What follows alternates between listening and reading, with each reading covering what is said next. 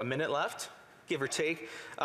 We have a number of other questions, including how the Code of Conduct will be developed and whether it will be tabled before Parliament. We have questions about what undue preference will be considered as within the bill. Will non-Canadian news providers be able to benefit from the Canadian system? Why has the government not tabled a charter statement on this bill? Why was a public broadcaster included when they already receive other entities? Now, Mr. Speaker, while I'm on the feet, we have these questions, and as such, I think an important committee study ought to be had. So I move, seconded by the member for Elgin, Middlesex, London, that the motion be amended by deleting all the words after the word that and substituting the following. Bill C-18, an act respecting online communications platforms that make news content available to persons in Canada, be not now read a second time, but the order be discharged, the bill withdrawn, and the subject matter thereof referred to the Standing Committee on Canadian Heritage. Thank you, Mr. Speaker.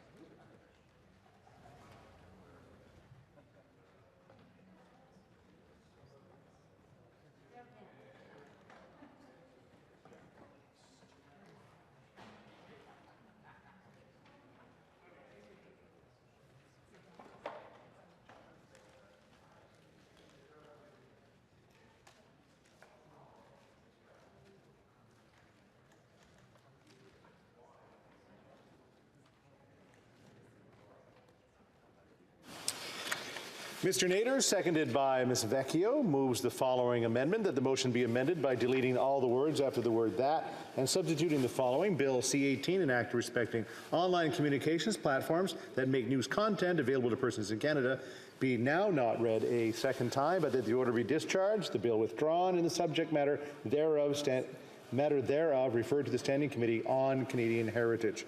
The amendment is in order. Questions and comments? The Honourable Parliamentary Secretary to the Government House Leader. Well, thank you, Mr. Speaker. First of all, I'd like to say that I'm glad to hear that the member listens to radio in his riding. I would encourage him to download the iHeartRadio app or similar app, and he can continue to listen to those radio stations right here when he's in Ottawa, as I do listen to Reed and Ben every morning, who are on Move 98.3 in Kingston. It's a great way to stay connected to your community. But, you know, I'm thinking of those small news outlets. I referenced the Kingstonist, which is one that's in my riding. I know that he has the Stratford Times in his riding.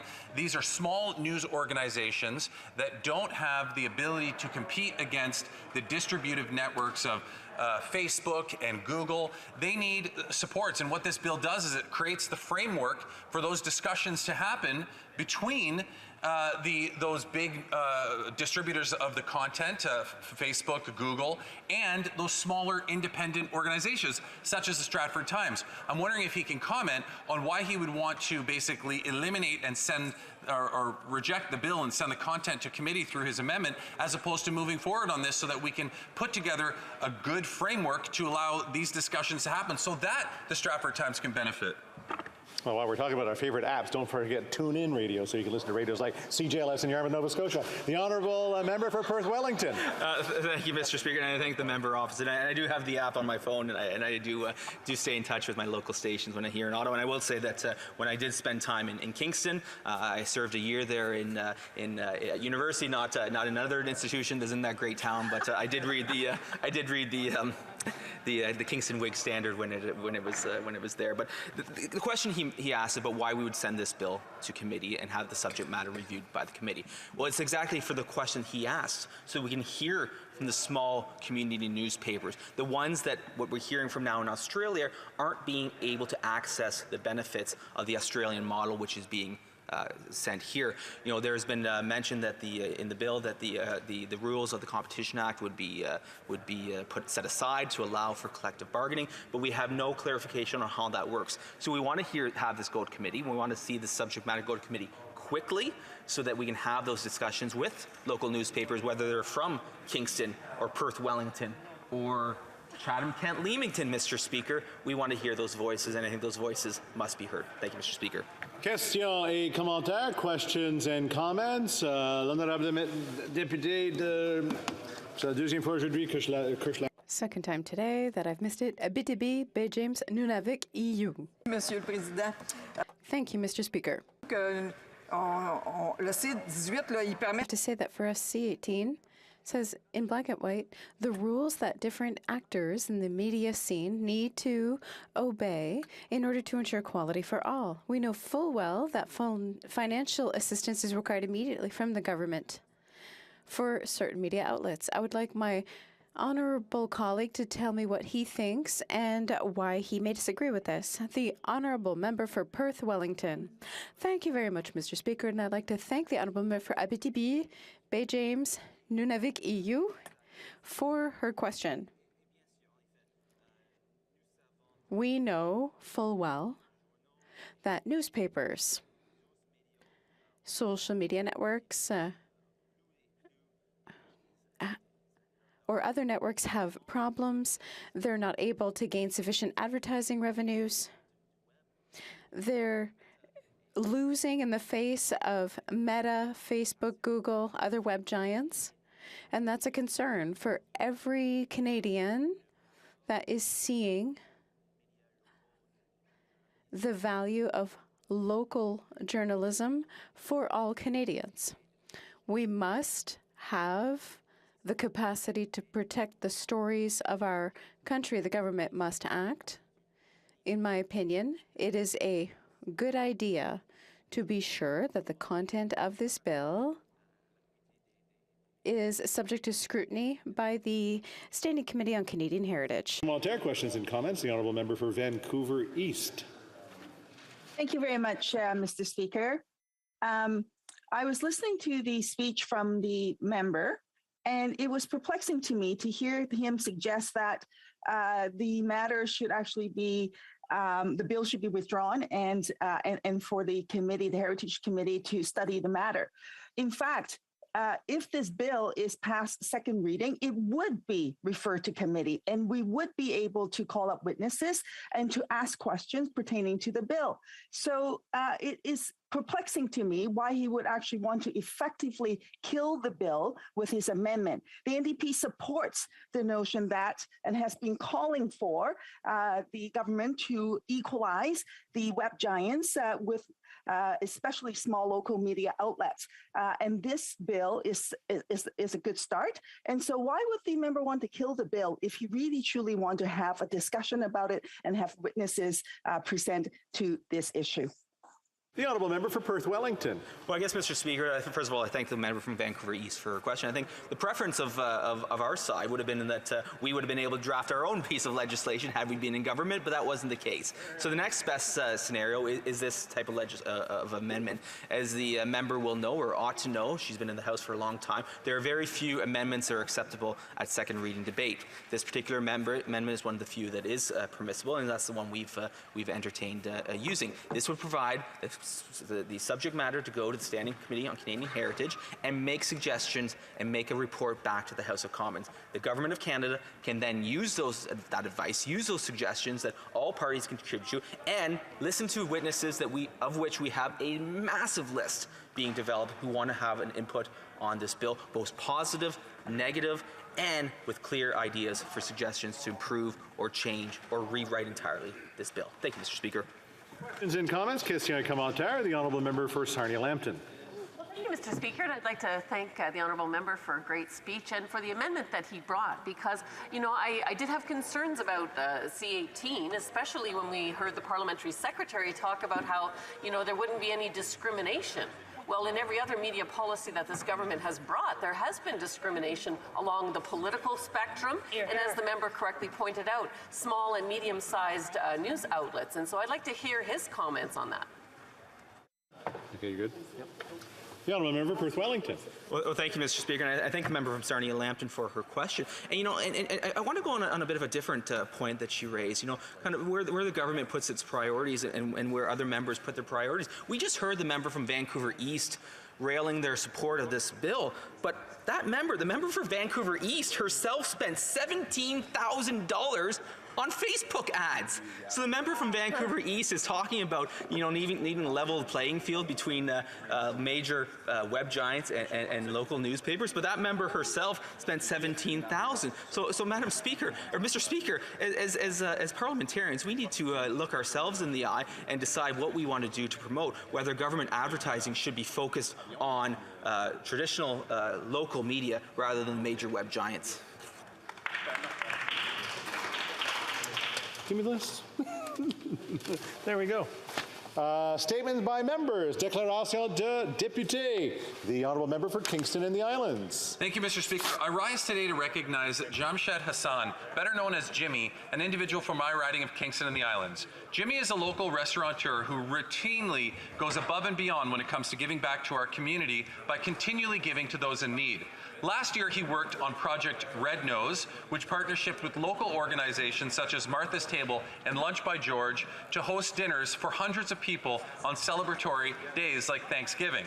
He also launched a new program, Santa Slice, which worked with St. Vincent de Paul and several women's shelters and youth shelters to provide pizza supplied by his Pizza franchise to over 700 people experiencing homelessness around Christmas time. In the middle of the winter, Jimmy ran a blanket drive to distribute blankets to people across the city struggling to stay warm. Jimmy, thank you for always looking out for the most vulnerable in our community and continually working for ways to improve the social fabric of Kingston and the Islands. Bravo, Jimmy. The honourable member for Elgin, Middlesex, London. Thank you, Mr. Speaker. 1 in 10 women in the world are diagnosed with endometriosis. In Canada, approximately 7% of women are affected by this disease.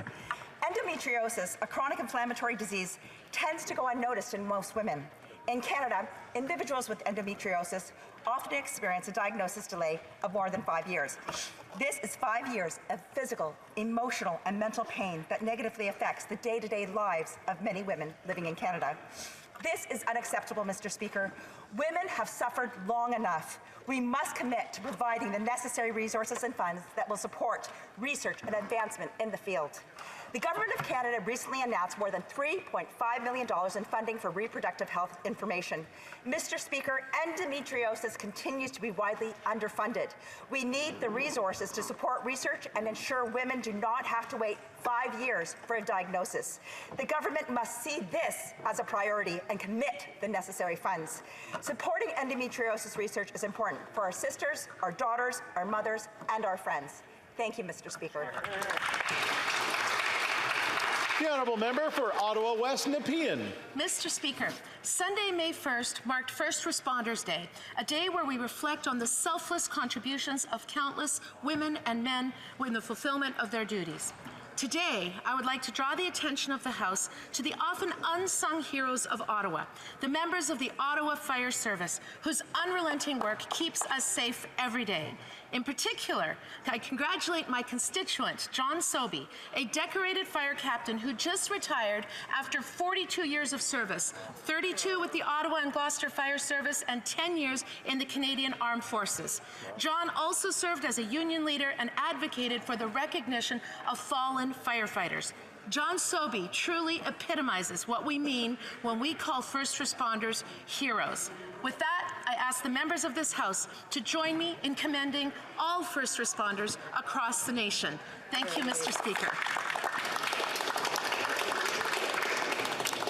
We of course welcome all our guests in the Valerie today. The honourable member for Windsor West. Thank you, Mr. Speaker. Today I have the privilege to celebrate 20 years of service to my community as their MP. Through the years, I committed to working directly with my constituents and bringing their collective voices and concerns to Ottawa. Today, I'm doing this commitment again today. We have worked together for a decade now to save the Ojibwe Shores lands and establish an urban park for Canadians to enjoy and species be protected. This is a project that has endangered species, wildlife habitats, and as well will fight climate change that is right in the doorstep in the front of Windsor, Ontario. Yesterday, we learned that the government is finally taking action on the request from 5 years ago to transfer Ojibwe lands to Parks Canada. It's finally happening. So today we celebrate 20 years of advocacy together.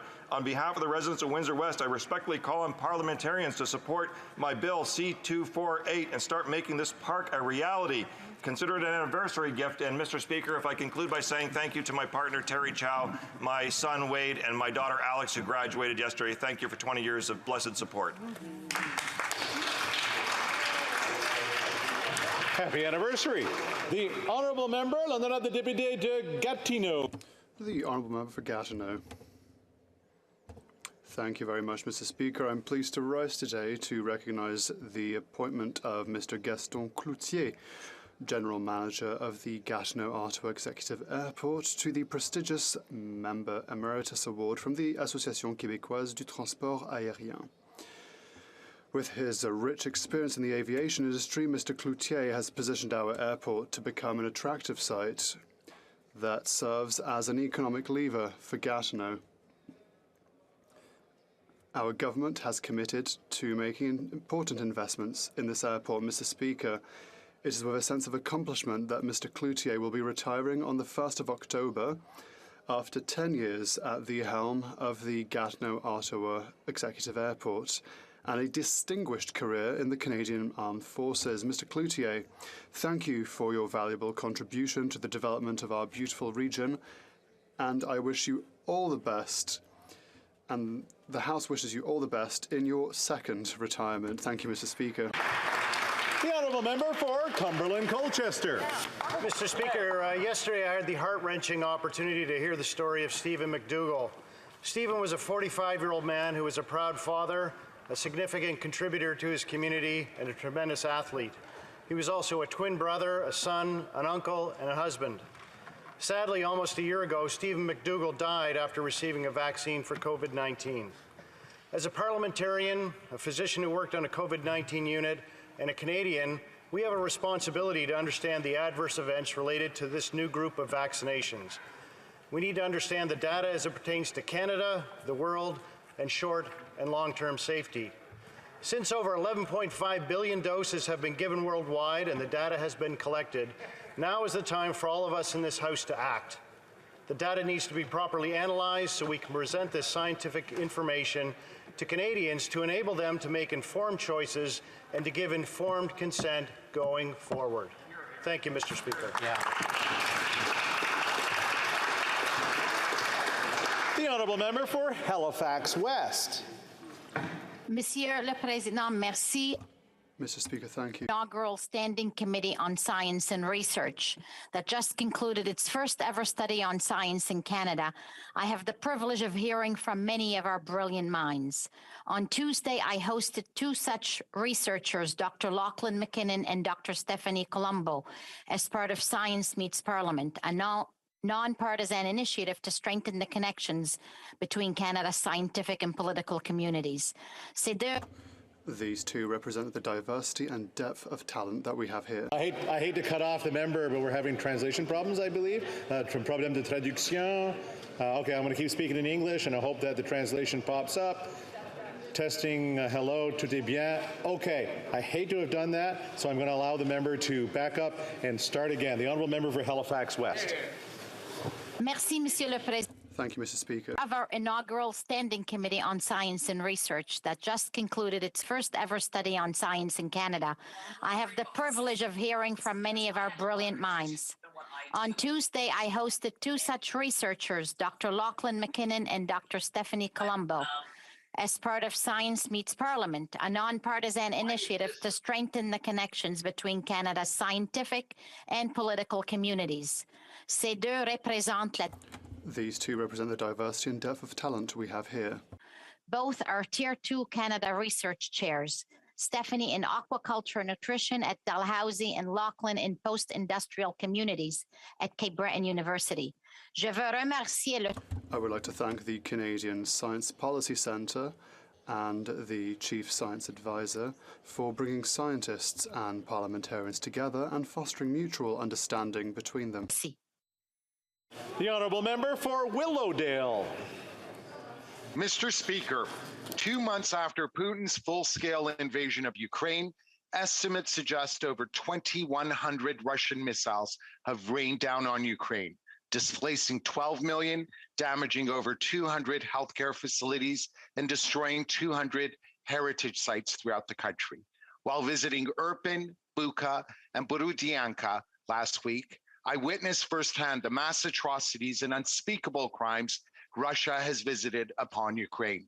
Despite such unconscionable brutality, every Ukrainian I encountered represented an awe-inspiring profile in courage and fortitude. That's why our Prime Minister, Deputy Prime Minister, and Foreign Affairs Minister's surprise visit to Kyiv was crucial, a testament to our country's unwavering commitment to support Ukraine and hold Putin to account. Proud Ukrainians will never relent, and neither should we in our assistance. Thank you, Mr. Speaker. The honourable member for Calgary-Midnapore. Mr. Speaker, I rise today to acknowledge one of the many amazing constituents of Calgary-Midnapore. Lorna Ham recently received a national award from the Canadian Real Estate Association to recognize her more than 50 years of volunteer work. In 1986, she helped establish the first Children's Cottage Society's crisis nursery in Canada, which has provided refuge to over 40,000 Calgary children, ensuring their safety when a family is in crisis. She also raised an incredible $500,000 in just 2 years to fund life-saving treatment at Alberta's Children's Hospital. Last year, she led a grassroots initiative to provide over 600 ICU workers with thank you packages for their work on the pandemic front lines. It is an honor to congratulate and sincerely thank Lorna Ham for all she has done to change the lives of so many Calgary children and members of our community. Hear, hear. The honourable member for Oakville North Burlington. Thank you, Mr. Speaker. My dad developed age-related macular degeneration, and I saw what a life-changing development that was. Age-related macular degeneration, or AMD, is an incurable disease that affects close to 2.5 million Canadians over the age of 50. It causes damage to the central part of the retina responsible for your central vision, robbing Canadian seniors of their expected quality of life. However, there is hope that a new non-invasive treatment currently awaiting Health Canada approval can positively impact the millions of Canadians who live with AMD and could result in Canada playing an important role in managing the disease globally. Please join me in raising awareness of AMD and supporting the close to 2.5 million Canadian seniors living with this cruel disease. Thank you, Mr. Speaker. The honourable member for Saskatoon West. Mr. Speaker, today is Friday the 13th, a very scary day for Saskatchewan agriculture. Here in this House, the Environment Minister and the Agriculture Minister are creating their own horror movie. Like Freddie and Jason before them, they are slashers. This time they want to slash 2 key industries in Saskatchewan, farming and fertilizer production. In Saskatoon West, Nutrien, which is the largest fertilizer producer on the planet, employs over 3,000 people. If the government slashers have their way, Nutrien will be forced to sell their potash to someone else, and our farmers will pay the price. We've seen this Liberal NDP pattern before, attacking Canadian industries in the name of climate change and allowing other countries to take jobs and economic growth away from Canadians. In this case, we're seeing the NDP Liberals diminish the capacity of wheat fields in Saskatchewan while getting the Americans to pick up the slack. But have no fear, Mr. Speaker, every nightmare ends eventually. And once Canadians give this government the boot, Conservatives will be ready to get to work and promote our resources around the globe.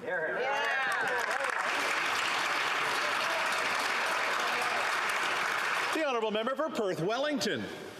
Mr. Speaker, there are those in our country who measure their days in acres rather than hours. With the spring planting season upon us, farmers in Perth Wellington and across Canada are on the land growing the food that will quite literally feed our country. Agriculture is always an unpredictable business, with so many variables that all impact a farmer's bottom line and their hopes to be in the black when the last field is harvested in the fall. But while farmers are prepared for these uncertainties that come with the business, what they are not prepared for are the uncertainties placed on them by the government. For over 10 weeks now, the Minister of Agriculture has refused to clarify whether fertilizer orders placed prior to March 2nd would be subject to the 35% tariff. Since these orders were placed prior to sanctions being in place, the tariffs only impact Canadian farmers and agribusinesses and have zero impact on Vladimir Putin and his thugs. Mr. Speaker, I implore the Minister of Agriculture to finally stand up for Canadian farmers and farm families.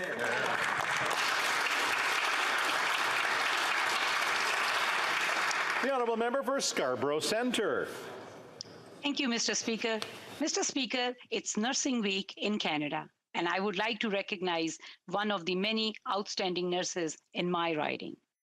Sandra Ricketts-Fusca has been a nurse with Scarborough Health Network for 33 years, including 26 years as a perioperative nurse. As a young girl, she was inspired by an aunt and cousin who were nurses in England. She decided to make it her career when she began caring for her ill grandmother. While she has had many different roles at Scarborough Health Network, Sandra says she always felt destined to work in the operating room.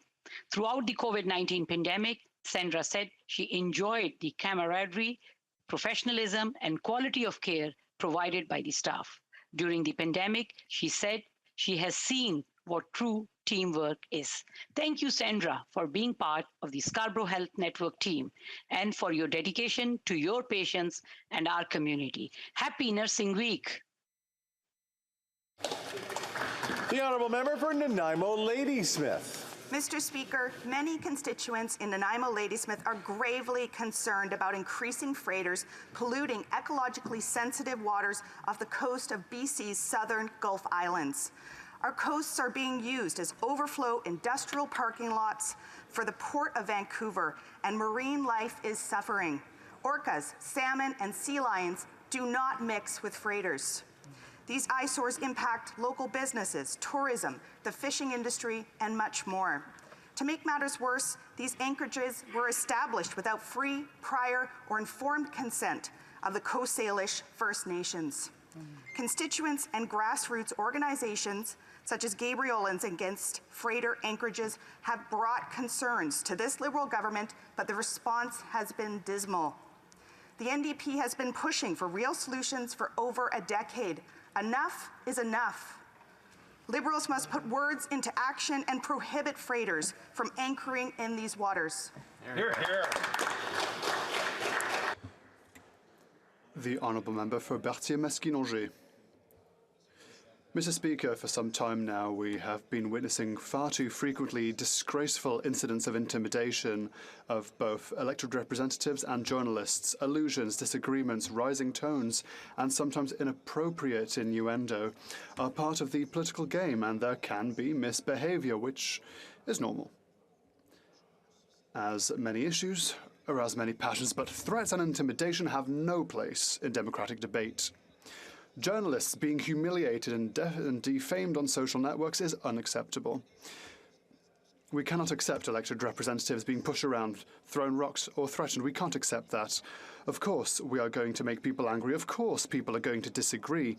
In this House, we disagree every single hour of every single day, but verbal and physical violence, imitation of journalists who report facts, or analysts who give their opinion, or elected officials who take positions contrary to ours, that does not serve democracy. It has to stop.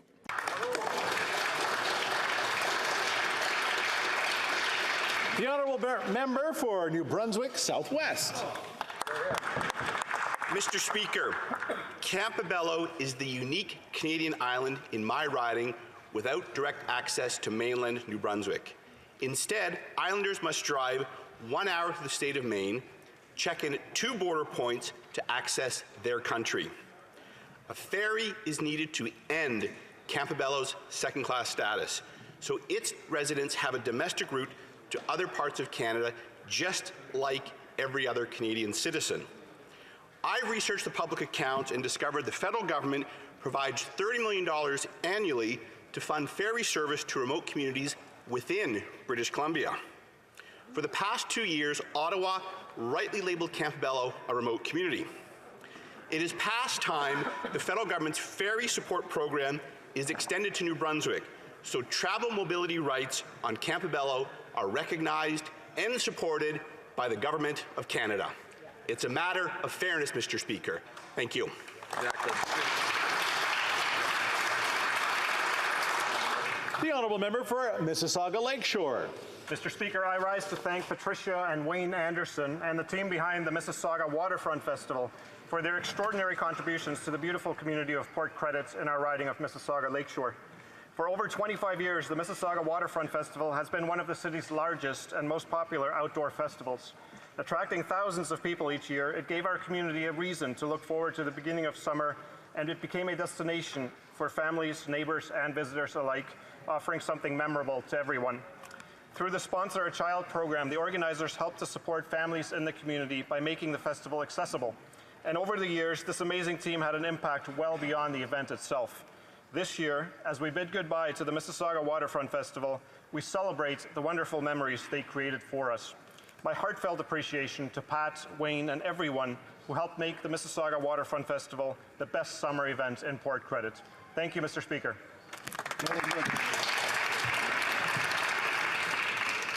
Oral questions. Question orale. L'honorable député de... The Honourable Member for Louis Saint-Laurent. Monsieur le Président, cette semaine... Mr. Speaker, this week there were 3 shootings in 3 days in Laval in residential neighborhoods. This could have ended very badly for families. And what the police are telling us is that this was about street gangs using illegal weapons. We know that shortly there will be new measures from this government on firearms. Can this government tell us how these new measures will reduce the crimes committed by street gangs and illegal weapons? The Honourable Parliamentary Secretary. Thank you, Mr. Speaker. We are always disturbed when we hear of people who have lost their lives to gun violence. In fact, the burden of injury from gun violence is something that is of a concern. It's a public health concern to all Canadians. Our approach to firearms is one of common sense safety measures. And these measures that were introduced this week will keep firearms out of the hands of criminals, codify businesses' due diligence practices, and support law enforcement in tracing efforts. It's another tool in our arsenal to keep communities safe, Mr. Speaker. The Honourable Member for Louis Saint-Laurent. Well, Mr. Speaker, none of that is true. The new measures that will start on May 18th will directly attack law-abiding businesses and firearms owners. And yes, there are many of those, Mr. Speaker. Unfortunately, this government is not attacking the real criminals, street gangs, and the users of illegal weapons. Why is this government once again bothering law-abiding firearms owners and not doing something about real crime? Speaker, and our government is firmly committed to building safer communities. To reduce gun crime, we must address the social conditions that lead youth to join gangs.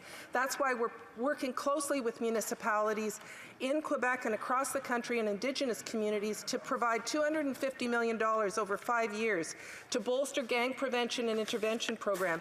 And I would remind Conservatives that when we studied Bill C-71, they put forward amendments that would have removed punishment for making a false statement to provide a license, tampering with licenses, unauthorized possession of ammunition, and more. Thank you, Mr. Speaker. The Honourable Opposition House Leader for the Official Opposition. Yesterday, a 17-year-old was shot in the Liberal-held riding of Don Valley East in the parking lot of Victoria Park Collegiate. Instead of dealing with the real problem infesting the streets of Liberal-held ridings, gang and criminal illegal handgun use, these Liberals would rather engage in cheap political stunts by attacking duck and deer hunters to make it look like they're doing something when in fact they're solving nothing. Why won't Liberal MPs act as emboldened as the gangs and the criminals in their ridings and go after those who are shooting up their streets with illegal handguns? The Honourable Parliamentary Secretary to the Minister of Public Safety. Thank you, Mr. Speaker. And rather than playing political games around gun violence, we're taking concrete action to keep communities safe, to keep the citizens of Canada safe, and taking a comprehensive approach to firearms, one that includes investing in communities, investing in housing, investing in ensuring that guns are not crossing the border by investing in CBSA, investing in cuts that the Conservatives, when they were in government, they cut CBSA. We've reinvested to keep the guns from coming into Canada. That's right. The Honourable House Leader for the Official Opposition. This week, a shooting happened in the Liberal-held riding of St. Catharines during a jewelry store robbery. The pattern of gun crime in Liberal ridings has nothing to do with farmers, hunters, sports shooters, or collectors, or scary military assault weapons. It's gangs, criminals, and illegal handguns. Even with clear evidence of illegal handgun shootings in their ridings, Liberals, including the MP from St. Catharines, spread disinformation on what the real cause of gun crime is in this country. Why are Liberals spreading disinformation when it comes to the real cause of gun crime in Canada? And worse yet, why are they doing nothing to solve the problem? The Honourable Parliamentary Secretary. Thank you, Mr. Speaker. And this is the fourth time I've stood up here and been accused of doing nothing. And I take great offense to the fact that this government is taking concrete steps that will actually make a difference to keep Canadians safe, rather than playing politics on the issue of guns and just parroting the lines that they get from the gun lobby.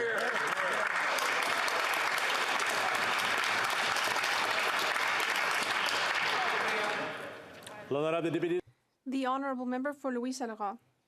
Mr. Speaker, on a different topic, the Indigenous community of Wendake that I represent is encircled by Quebec City. But, according to Canada Post, its postal code identifies Wendake as being in a remote sector, which means that it's 30% more expensive for mail and insurance. It's unfair and ridiculous. So my question: does the Minister realize that this makes no sense and that we need to fix this at once? The Honourable Minister. Well, I would like to rectify what my colleague said. He said I was in charge of First Nations, but I serve First Nations, Mr. Speaker. Well, my colleague is right. Now, we know that Indigenous communities that used to be in rural regions now aren't because of urban sprawl. And so I hope that Canada Post, which is an independent agency, will fix the situation, and I will speak to those responsible. The Honourable Member for Manicouagan. Mr. Speaker, the Prime Minister refuses to close Roxham Road, saying that it's not the right solution and irregular migrants would just take a different route. Well, yes, they would. They would use border crossings. That's what they used to do before the Safe Third Country Agreement. If the Prime Minister were to suspend the agreement, which he can do unilaterally, migrants could take any border crossing instead of coming across country roads. It would be simple, safe, and humane. When will the federal government suspend the agreement and close Roxham Road? The Honourable Minister for Immigration. Mr. Speaker, we need a robust system for asylum seekers. There is no magic bullet solution. Closing Roxham Road would simply move the problem to a new location. What we need to do is modernize the Safe Third Country Agreement, and that's what we're doing, working with the United States on a sustainable solution. The Honourable Member. Mr. Speaker, that is the problem. There is a vast border, and people can take any location to cross, but they should cross at border crossings. And suspending the Safe Third Country Agreement would enable this to happen. It would redirect migrants to the 117 border crossings in Canada instead of concentrating them at Roxham Road at a rate of 92%. This weekend, the number of irregular arrivals may increase sharply. The Minister should not continue to do nothing. He could suspend the agreement and close Roxham Road. Will he take action? The Honourable Minister. Mr. Speaker, our government has always shown its commitment towards the most vulnerable people in the world. We will continue to work closely with Quebec and ensure that our national and international obligations to refugees are respected, while also protecting Canadian safety and security. We are aware that there has been an increase in the number of arrivals since the decrease in COVID measures, and we will work closely with the CBSA to ensure that the border remains safe. Thank you. Member for Windsor West. Mr. Speaker, yesterday, after 5 years of my community demanding that the federal government transfer Ojibwe shores from the Windsor Port to Parks Canada, they finally acknowledged that they could do this right away. We all know that this was in anticipation of the vote on my private member's bill to establish Ojibwe National Urban Park, which the City of Windsor and Caldwell First Nations support and want this to take place. Will this government finally do what the residents of Windsor, the environmental community, and the Indigenous community have asked and protect endangered species in this rare ecosystem by voting for my bill? This is one thing they can do immediately that will make a difference for climate change and for Canada. Thank you, Mr. Speaker. The Honourable Minister. The Honourable Minister, Parliamentary Secretary. Okay, hold on a sec. I just want to make sure. The Honourable House Leader for the Honourable Government House Leader. Thank you very much, Mr. Speaker, and I appreciate the member for posing that question, which is extremely important.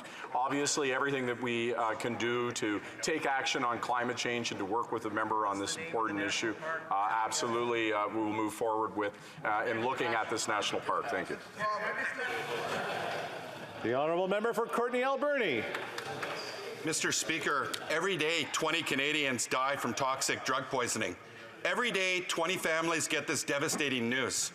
Last May, Health Canada's expert task force on substance use published its report which clearly stated criminalizing people who use drugs is causing harm and needs to end.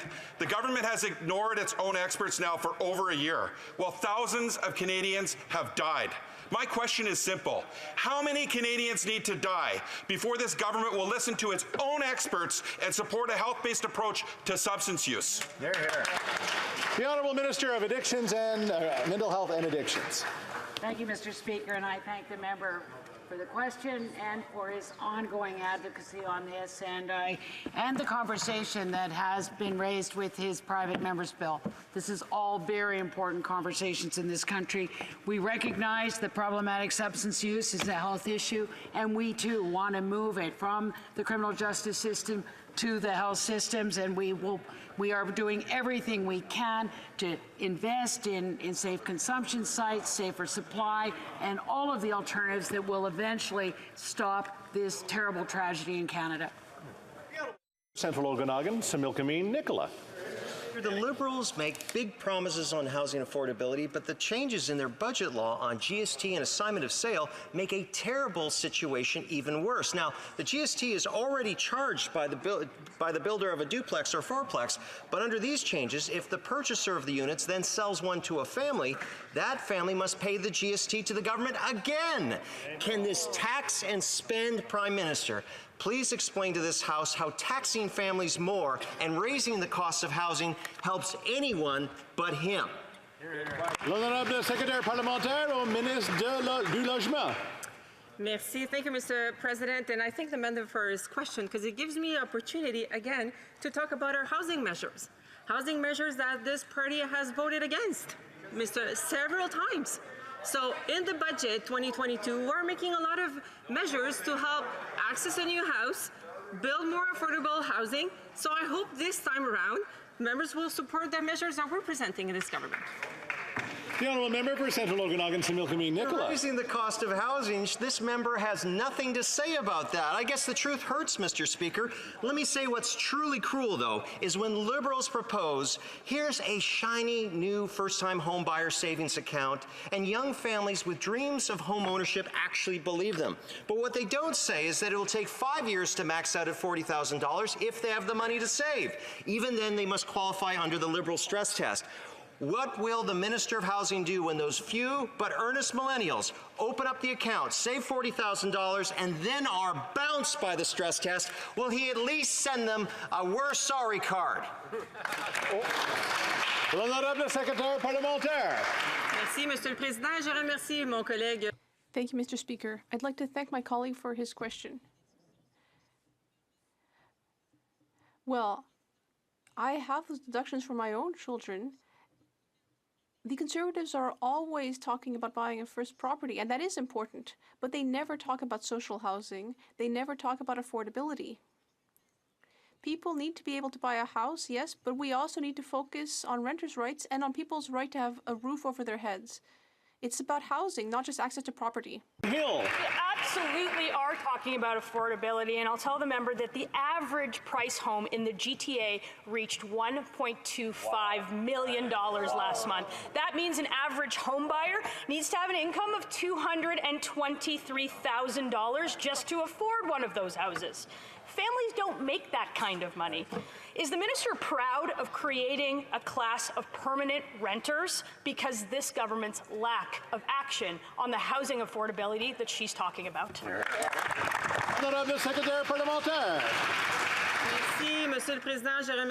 Thank you, Mr. Speaker. I'd like to thank my colleague for her question.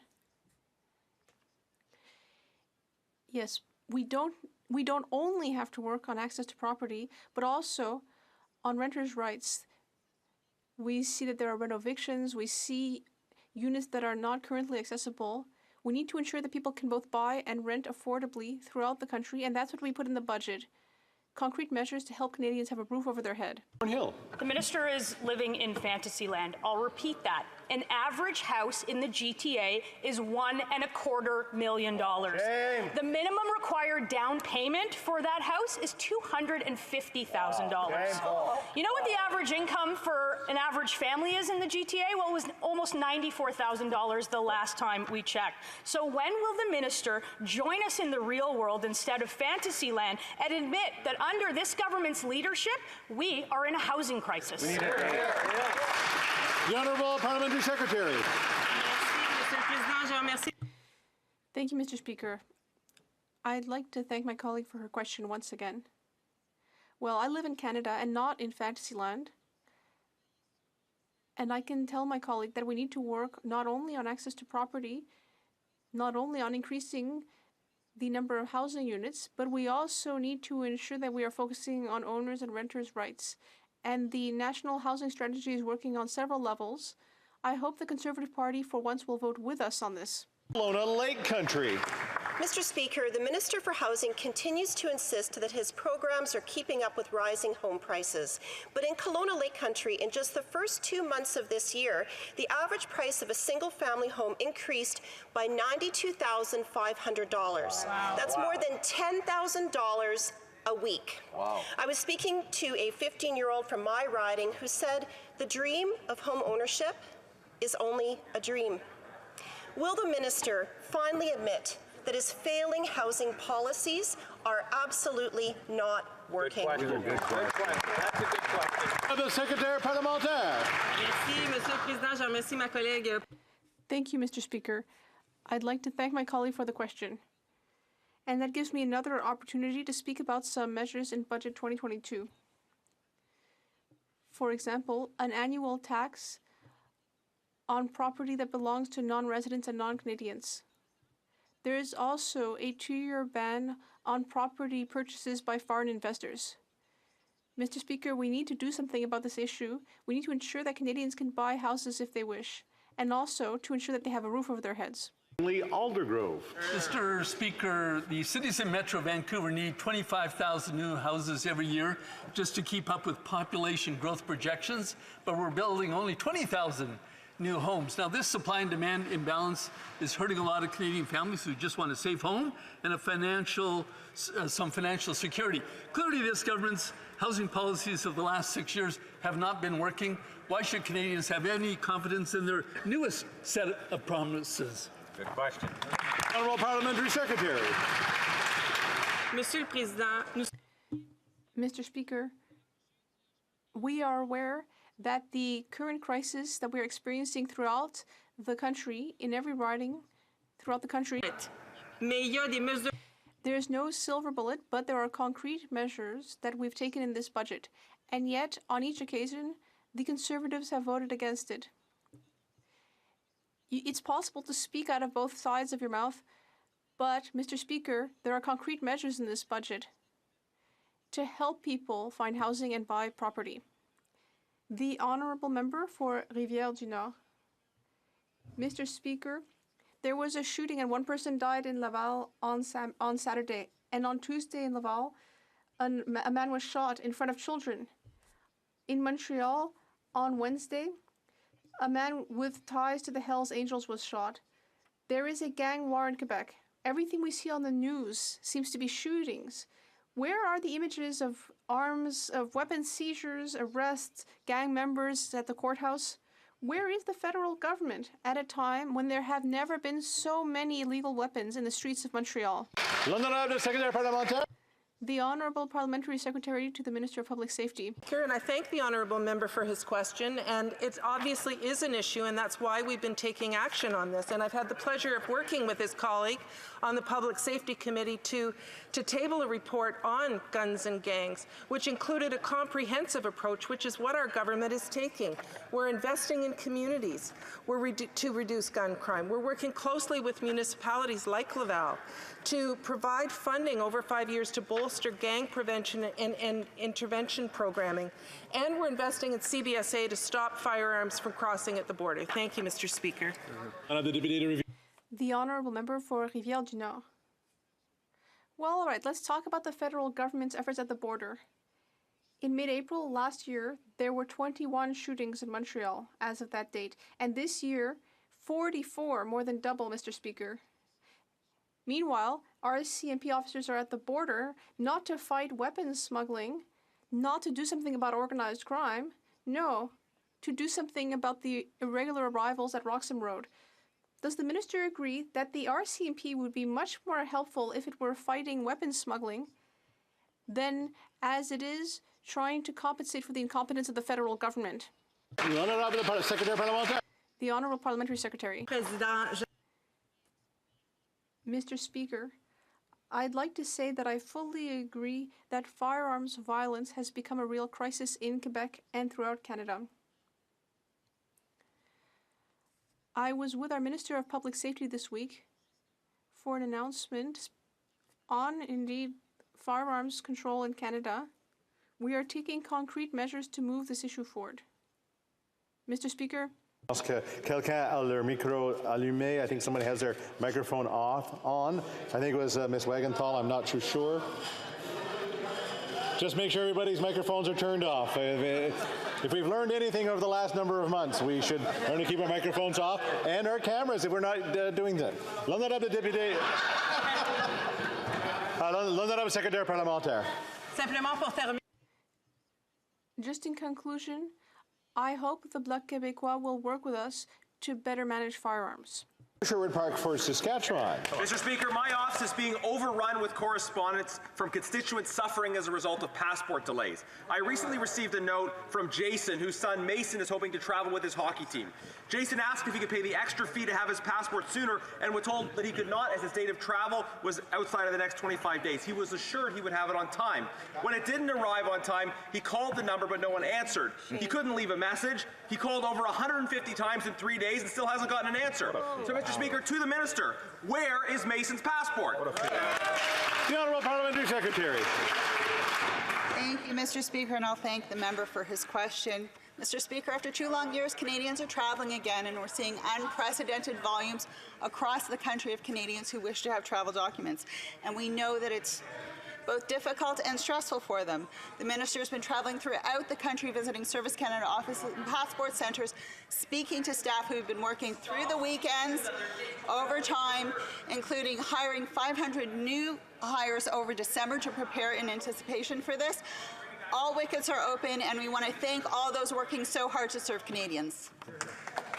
The Honourable Member for South Shore St. Margaret's. Well, clearly 500 is not enough, and if there were only a way to have a database to track when passports expire. This is why my community is furious. The passport process delays are predictable and unnecessary, and to add insult to injury, they are forced to pay an extra $200 as a service charge, and incredibly, another $20 on top of that, not for delivery of the passport, but when you pick it up at the office. More fees, untold sleepless nights, and angry Canadians. So when is this government going to assign someone else other than this minister to fix the problem? Yeah, when?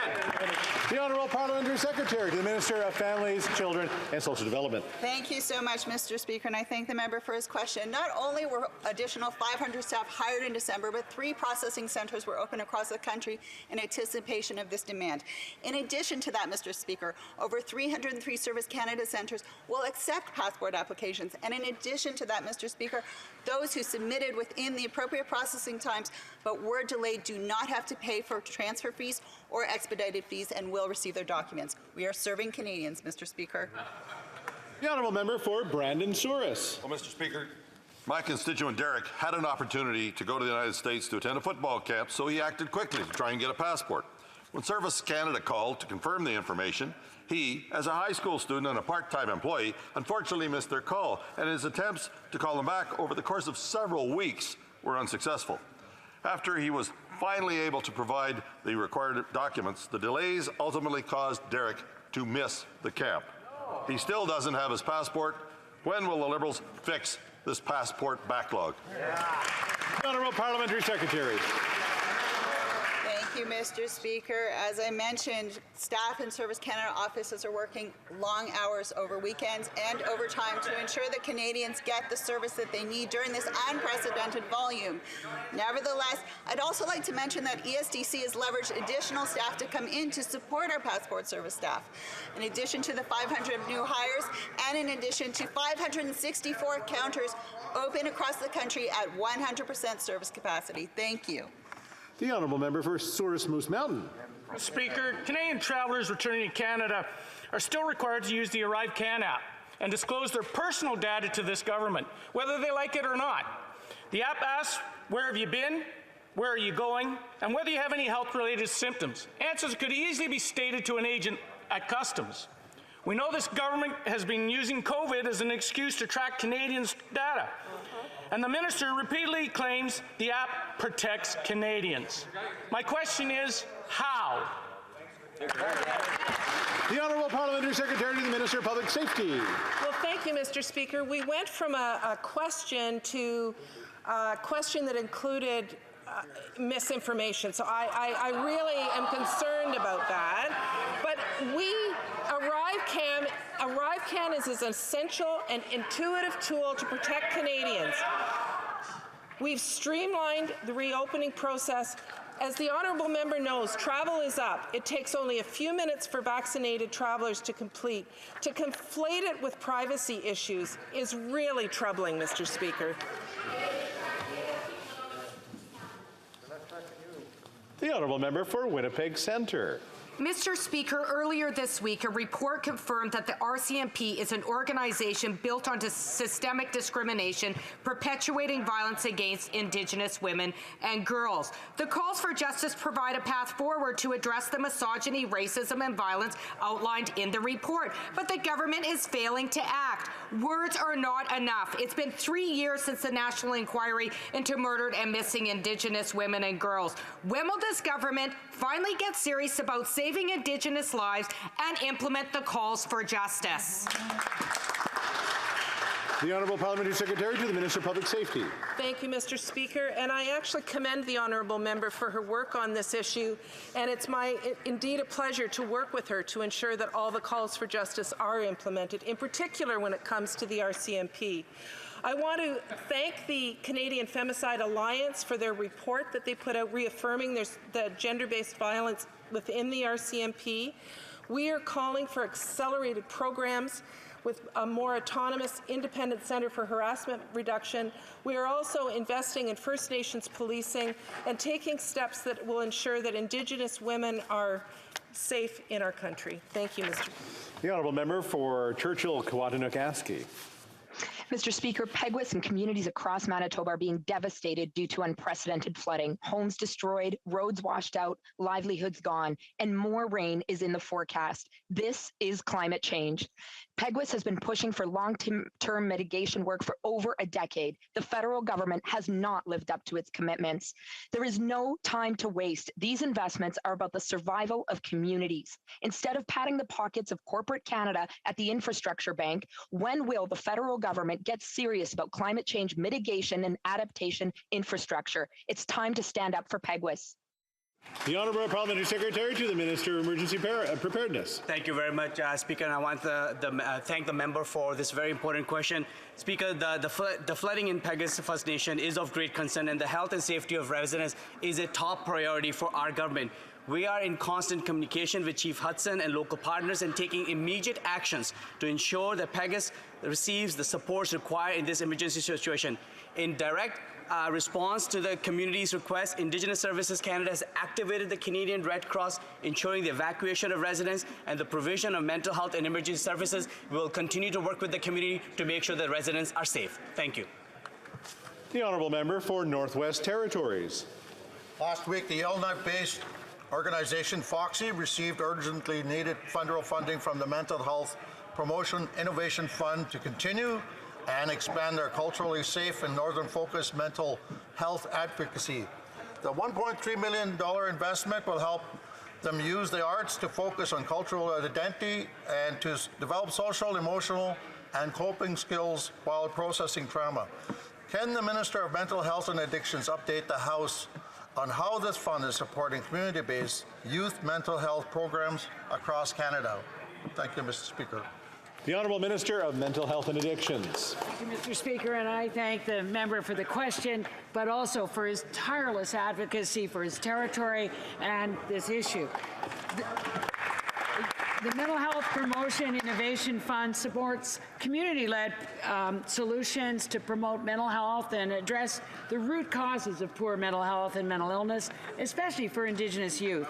The funding announced last week is part of the program's second phase of funding, supporting 10 projects across Canada for a total investment of $12.2 million. Our government will continue to support projects with a holistic approach to healing by supporting individuals, families, and communities.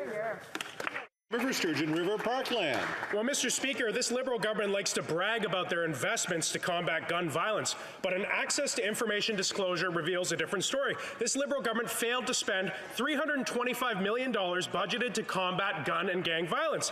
In fact, only $140 million of the promised funding since 2017 has been spent. Meanwhile, gun violence explodes across the country, and now the government's planning to spend another $1 billion to buy back guns from law-abiding gun owners. Why is this government wasting money going after law-abiding gun owners and cutting funds used to fight gangs and violent criminals? The Honourable Parliamentary Secretary to the Minister of Public Safety. Thank you, Mr. Speaker. And I wish the honourable members on the other side were as interested in actually developing solutions instead of trying to portray this issue in a simple fashion. It's complicated, and that's why we're taking multiple steps to deal with gang violence, including investing in communities, including investing millions of dollars to ensure that we are combating gang violence. Let's work together on this issue, Mr. Speaker. Let's find solutions that actually keep Canadians safe. The Honourable Member for Sarnia-Lambton. Well, Mr. Speaker, the Liberals' gun buyback program is doomed from the start. Gun crime in Canada is largely committed using illegal guns, but the Liberals want to use more taxpayer dollars to buy back guns from law-abiding gun owners. Can the minister explain why they're punishing law-abiding citizens instead of criminals and driving up debt while doing so? Great question. The Honourable Parliamentary Secretary. Thank you, Mr. Speaker. And I will remind honourable members that assault-style firearms have no place in Canada. Through the mandatory buyback program, we will remove the threat these deadly firearms pose from our communities, from coast to coast to coast. I would also remind honourable members that over 75% of Canadians who die by firearms are dying by suicide, that women die because of gender-based violence. Let's not forget the people who are dying by firearms, the majority of whom it's related to a mental health issue. Thank you, Mr. Speaker. The Honourable Member for Haliburton, Kawartha Lakes, Brock. Speaker, accountability means taking responsibility when you fail, but this government would rather blame Canadians. The Minister of Transport blames Canadian families wanting to vacation for passport delays and long lines at airports. The Minister of Public Safety blames Canadians for his failure to tackle gang violence and on law-abiding Canadians. So what is next? Blaming inflation on taxpayers who are paying more for everything? It's unbelievable, Speaker. When will this government stop its persecution of law-abiding Canadians and go after the real menace, dangerous criminals, and the illegal cross-border firearms trade? The Honourable Parliamentary Secretary. Thank you, Mr. Speaker.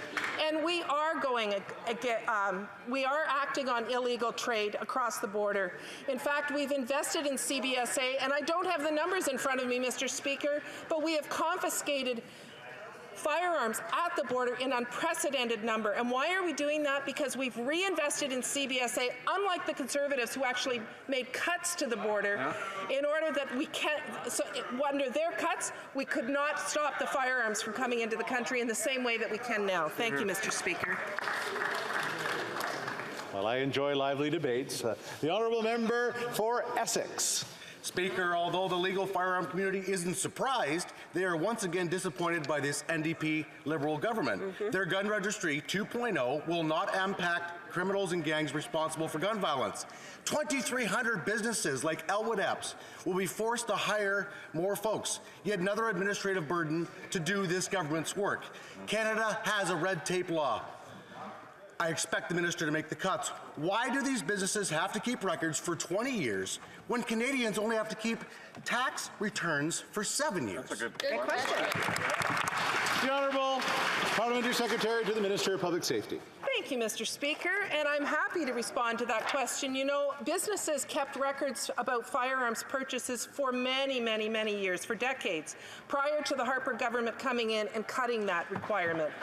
We know that it's not a gun registry. We know that police can use this tool as part of and I would remind honourable members of the amendment that the Conservative Party put into C-71 that says this is not a long gun registry. It's in the bill, which the regulations have implemented. Read the bill. L'honorable député Bertie Masquinongé. Monsieur le Président, Mr. Speaker, the Bloc Québécois is firmly in favor of sanctions against Russia and is in solidarity with the Ukrainian people. But the sanctions must penalize Russians, not Quebecers. Our farmers are being hit with a 35% surtax for fertilizers they bought from Russia before the war that they've already paid for. So it costs our farmers 35% more, and it costs Russia nothing. This measure doesn't penalize Moscow. It penalizes our farming villages. Is the government going to exempt our farmers for the orders placed before the war? The Honourable Parliamentary Secretary to the Minister of Foreign Affairs.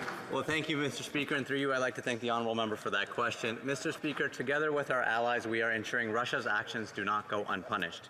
We announced strong tranches of sanctions against nearly 1,000 individuals and entities from Russia and Belarus, including Putin himself, his inner circle, Russian banks, members of the Russian Security Council. We have ended all export permits to Russia, and we are removing Russian banks from the SWIFT system. Mr. Speaker, we will continue to call on Russia to reverse course, withdraw its forces, and choose diplomacy. Thank you, Mr. Speaker. L'honorable député Bertie Masquinongé. Monsieur le Président, je pense que c'est trompé. Mr. Speaker, I think he read the wrong sheet. We agree with the sanctions. What we're asking for is not complicated.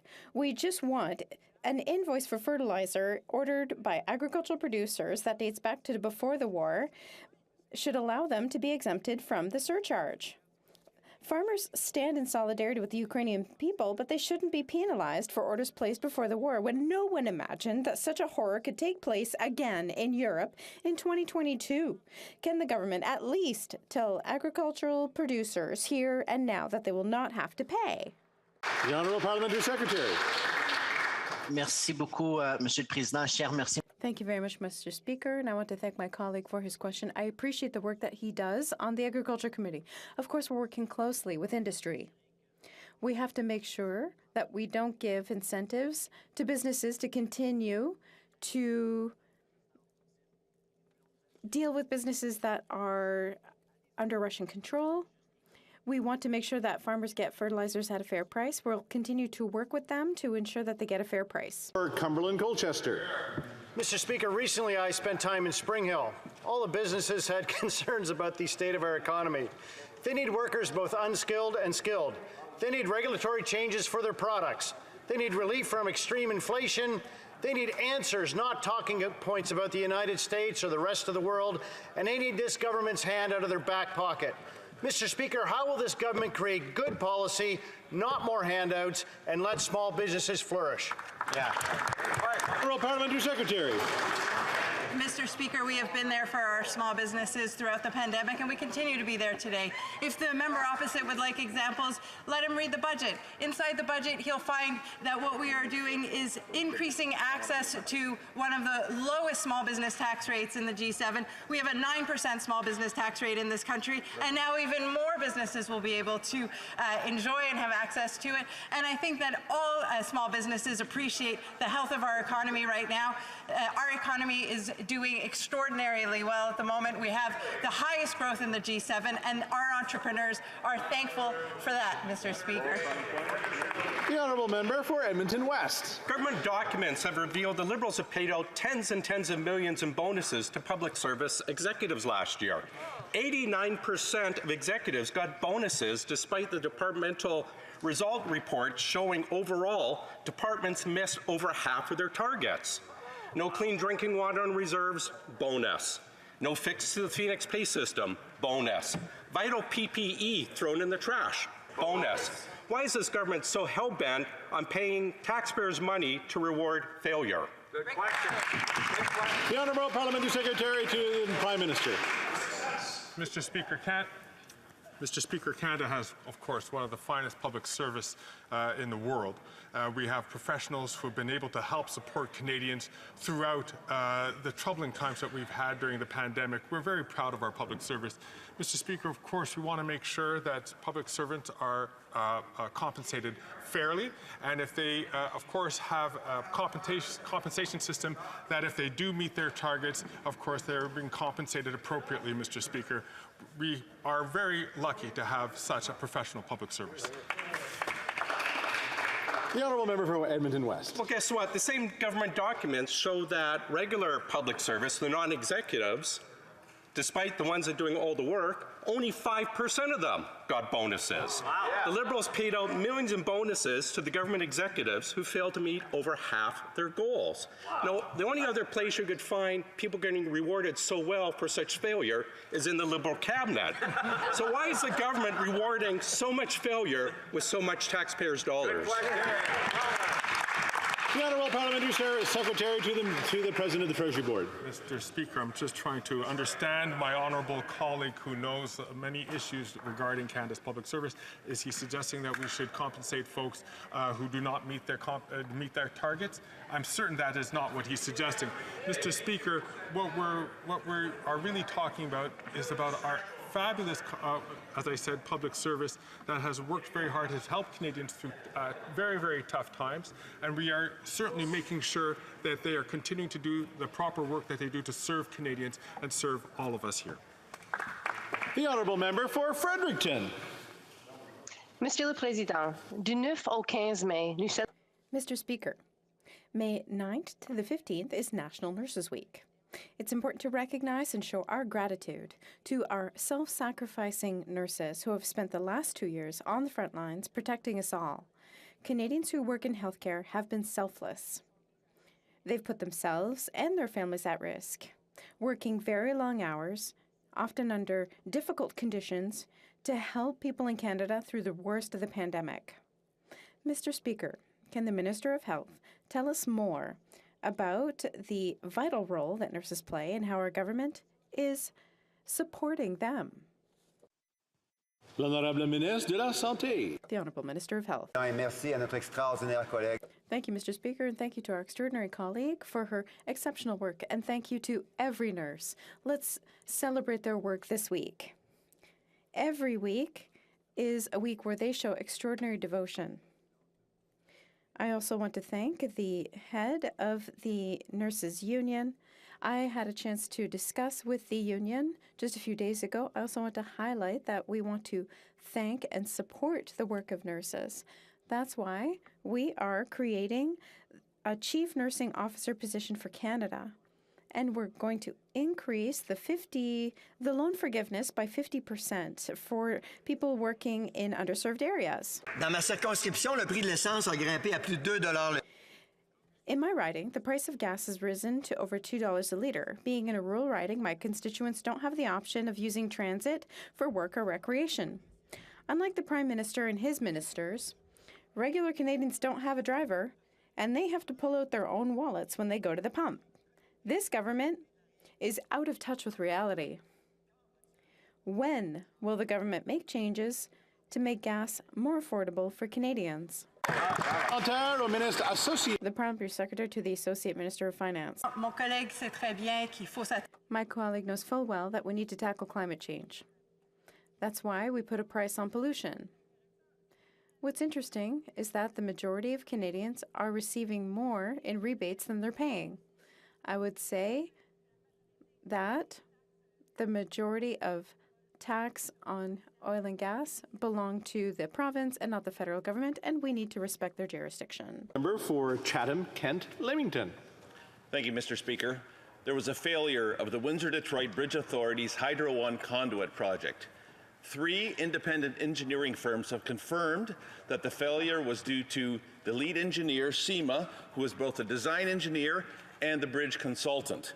We are told yet that SEMA was allowed to continue as the lead consultant on the very failure review of which they were the subject. Mr. Speaker, why were engineering reports ignored? Was there a conflict of interest? Why was no recourse sought for the taxpayer from SEMA? Good question. The Honourable Parliamentary Secretary. The Honourable Minister.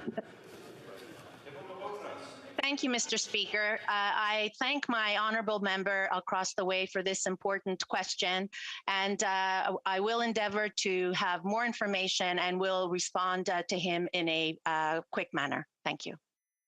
The Honourable Member for St. Albert, Edmonton. Canadian Institutes of Health Research require Taiwanese funding applicants to falsely specify their nationality as Taiwan Province of China. Taiwan is not a province of China. Taiwan is Taiwan.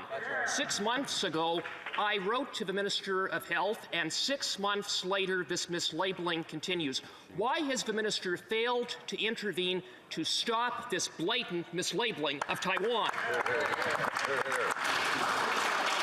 The Honourable Minister of Health.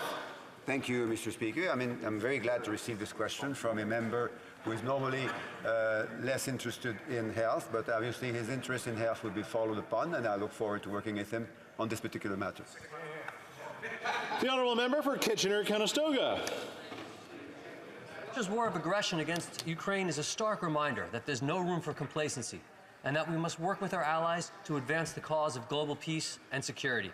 This week, the Minister of Foreign Affairs is in Germany to participate in G7 and NATO meetings.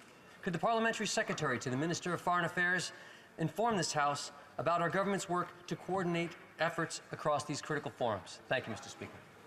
Honourable Parliamentary Secretary to the Minister of Foreign Affairs. Mr. Speaker, I want to thank my colleague of Kitchener-Conestoga for that question and for his excellent work. The Minister of Foreign Affairs attended the G7 to discuss the Russian invasion, ongoing peace and security issues in Africa, Asia, and the Middle East, and fight against climate change. In Berlin, the Minister is also meeting with our NATO allies to discuss how best to align our efforts to support Ukraine. Mr. Speaker, Canada will tirelessly continue to support efforts to bring peace and stability in Ukraine and around the world. Thank you. Honourable Member for Cowichan-Malahat-Langford. Mr. Speaker, the Canada Border Services Agency has reversed without notice a long-standing policy of servicing smaller ports across Canada. This is forcing visitors to travel longer distances and pay hundreds of dollars more in fuel to report at the limited remaining CBSA sites. This decision is having a significant negative impact on Canada's cruise businesses, who have been hit hard after 2 years of pandemic travel restrictions. Will the Minister reverse this decision before people pay the price? Hear, hear. The Honourable Parliamentary Secretary to the Minister of Public Safety. Thank you, Mr. Speaker.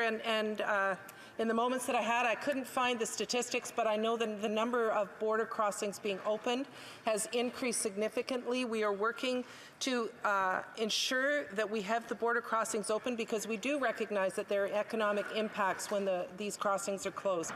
So I'm happy to work with the honourable member to ensure that we are aware of exactly the problems that he has, and I'm happy to speak to him after question period. Thank you, Mr. Speaker. Well, that's all the time for question period for this week. Point of order from the Honourable Government House Leader. Thank you very much, Mr. Speaker. And Mr. Speaker, yes, I do have a point of order. I request that the ordinary hour of daily adjournment for the next sitting be 12 midnight, pursuant to the order made May 2nd, 2022. Pursuant to order made on Monday, May 22, the Minister's request to extend the said sitting is deemed adopted. I thought we should grab my glasses for this one. Daily routine of business. The tabling of documents. I believe the Parliamentary Secretary to the Minister of Innovation, Science and Industry. Well, thank you, Mr. Speaker. And pursuant to Standing Order 32.2 and consistent with the current policy on the tabling of treaties in Parliament, I have the honor to table in both official languages the treaty entitled Agreement between the Government of Canada and the Government of the United Kingdom of Great Britain and North